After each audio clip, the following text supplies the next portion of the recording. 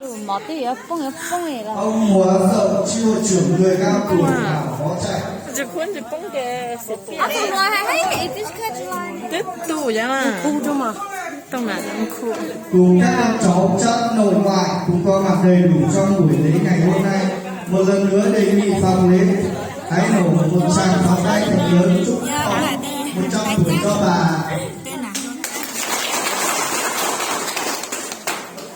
Kính thưa các vị đại biểu khách quý, kính thưa các cụ ông, cụ bà, các cô dì chú bác bên nội ngoại. Tiếp theo chương trình buổi lễ mừng thọ, thay mặt ban tổ chức được xin trân trọng kính mời lên sân khấu ông Mùa Sậu, đại diện hội người cao tuổi sẽ lên chúc thọ cho bà. Mời ông.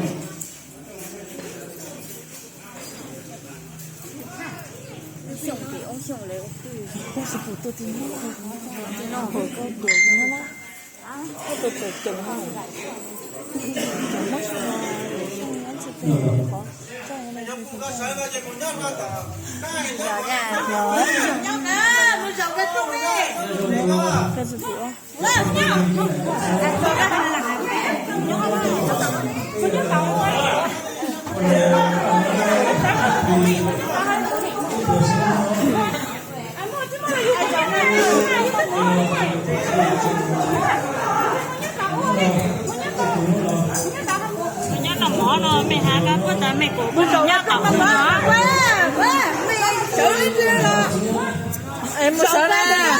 Cô ta có em muốn này mà. Có rõ không thì. Anh giàu cái đi. Ôi, sao ta còn mua à? Nhá mà ta bên một làm cho mình có khách đi. Thì biết nó tỏ, cô thọ tỏ nó lắm này. Nhá tỏ cho mình chén đi nhá. Cho mình chén đi hả? Chỉ giờ tính cái chứ. Nó tới chừng nữa những mà cái gì sắp xếp chứ à? Nếu Việt theo mà. Theo đang.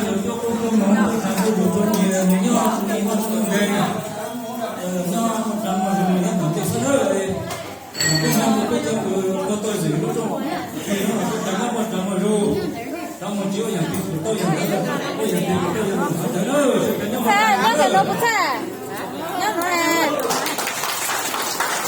Cảm ơn rất là nhiều. Hả? Tiếp theo đây xin Sao có nhớ là chưa lên được có nhớ là nhá. chú Mùa Khoa sẽ lên đại diện cho con cháu trong gia đình để phát biểu chúc thọ cho bà.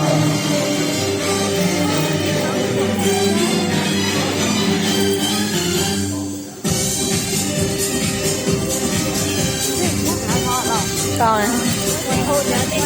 Nhớ tí là nhân giờ. Nhớ là con này, nhớ là nhân gì cái này.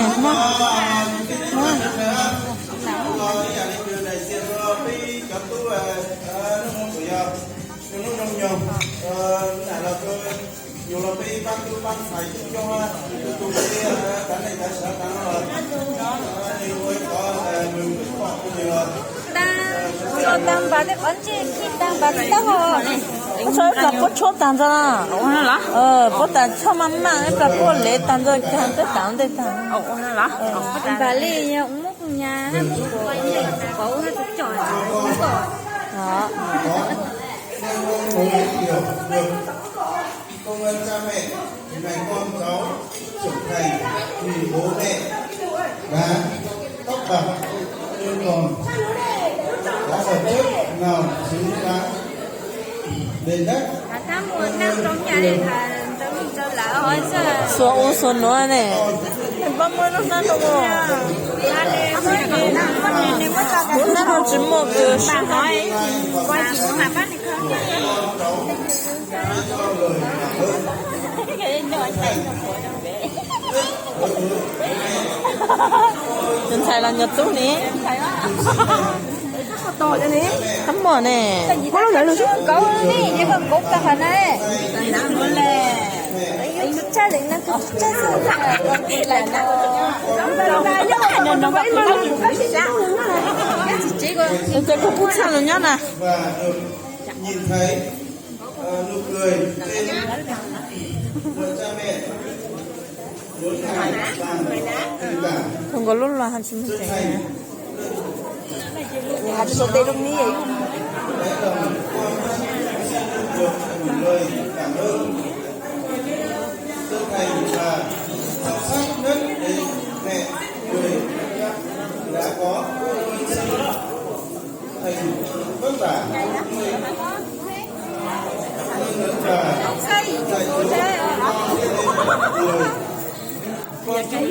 mẹ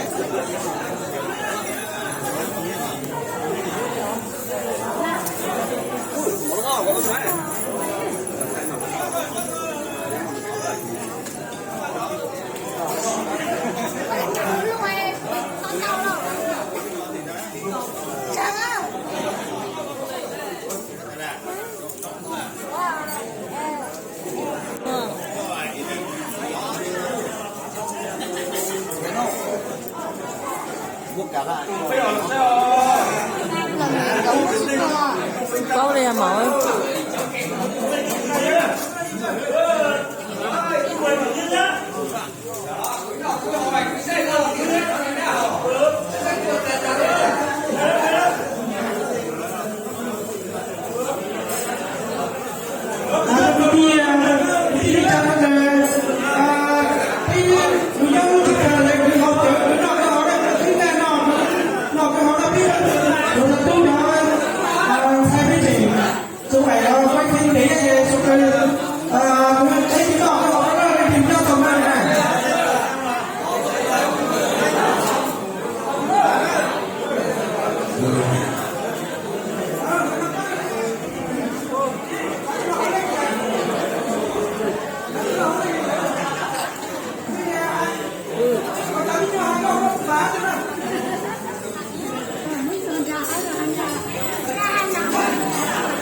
Hoàng đó là món làng à?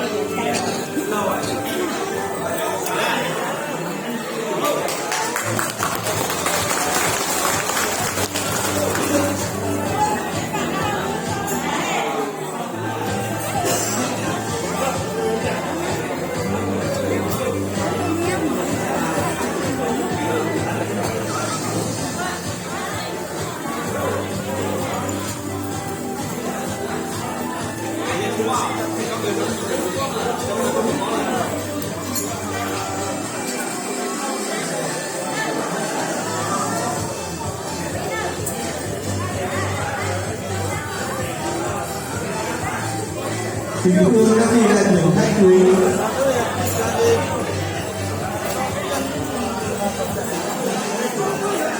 kính thưa các cụ ông, cụ bà, kính thưa các bác, cô chú bên nội bên ngoài, ba phía ra làm việc đến Vĩnh Thọ và của các thầy cô tốt đẹp thay mặt ban tổ chức gia đình xin trân trọng cảm ơn các vị đại biểu khách quý, các vị lãnh đạo địa phương, các cụ ông, cụ bà, các cô chú chị em bên nội bên ngoài đã về từ Thọ và các cụ đất này. Sự có mặt của các vị đại biểu khách quý, sự lãnh đạo địa phương, ông, cụ bà.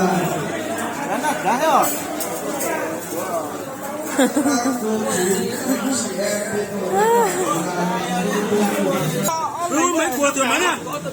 Mà, giờ. Ra. Ôi.